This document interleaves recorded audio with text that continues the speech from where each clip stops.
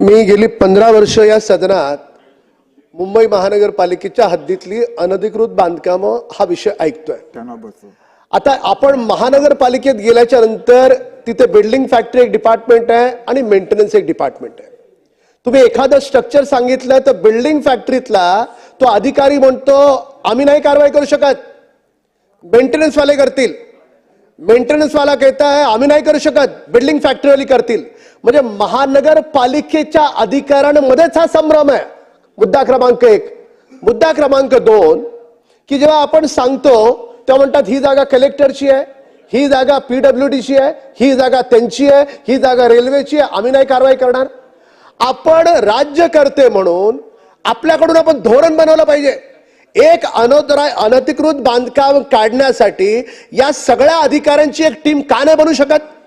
आम्ही आमदार म्हणून पाठपुरावा करतो आणि सांगतो थोडा म्हणून चुकीचं आहे, रोडवर बांधलं गेलंय, तो रोडवर बांधलेलं गेलेलं सुद्धा या अधिकाऱ्यांचं कोऑर्डिनेशन नसल्यामुळे तुटत नाही।